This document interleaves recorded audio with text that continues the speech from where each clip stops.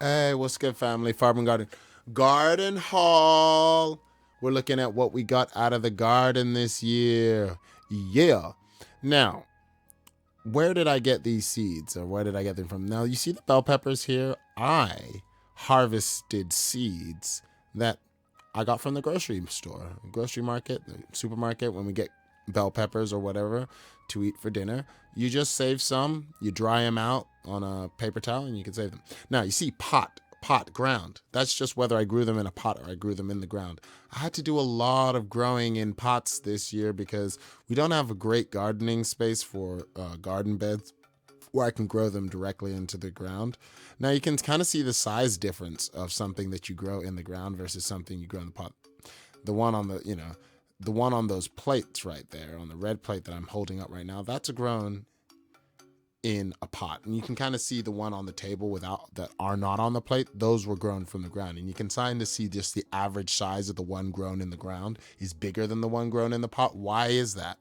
Because the roots have just a more place to go when they're in the ground. They have an opportunity to create a bigger root system. And if you tend to have a bigger root system, you're going to have bigger plant on top, meaning you're going to be able to yield bigger fruit. So in general, the bigger the pot, the bigger the yield that you can potentially get.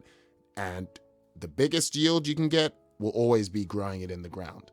Now, the peppers I grew in the ground, I did not grow in the ground. I grew in a pot. The reason why for the peppers, they're so temperamental to temperature and heat that I honestly wanted to be able to move them around and move them in the sunniest spot at all times. And you can see the peppers after I pick them. This is a few days later, a kind of shot of them getting ripened, and so they're nice and orange. The way just my preferred way to eat them. I even like them. I think if you let them go longer, they possibly could go red. This will happen on the vine too, but it happens if you pick them and they're ripe enough. The smaller one, it never really transitioned over, but if they're ripe enough, they will start to ripen off of the vine, so or off of the bush or tree or whatever the plant. So you can see them. You can see kind of the greenness as it's turning over. They're completely orange now as we start eating. This little one, that's how they began in color. You can see the difference. The little one, I don't think it's big enough or ripe enough. It never turned orange. It'll eventually, in time, discolor and turn to the orange and red color, but you know, for the time being, I think it's just gonna look like that.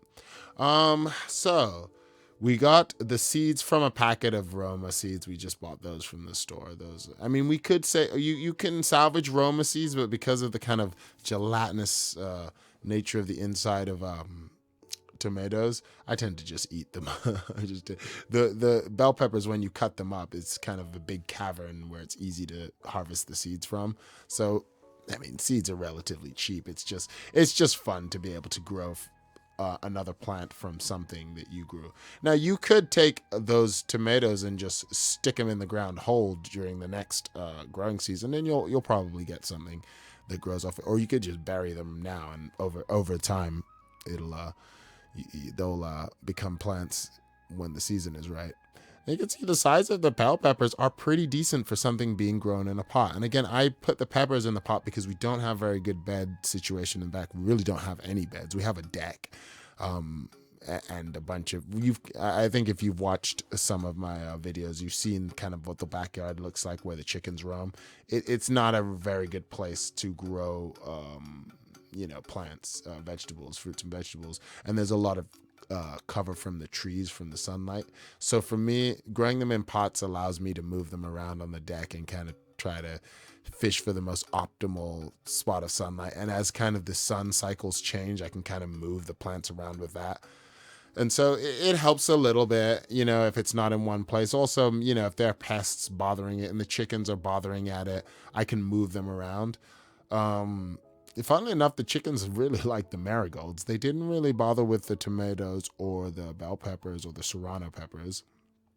And the winner of this year's gardening is the potatoes, are the potatoes. I just went ahead and threw a kind of a potato that was going off and turning smushy into a pot, and eventually some plants grew out, and I started topping it with dirt every day, and I put it in a real two gallon pot. This is from a 2 gallon pot, so the More of the story is next year I'm going to use a bigger pot because I love potatoes. So this was a very exciting haul. So yay, winner. We'll do that again next year. Thank you for watching, my lovers.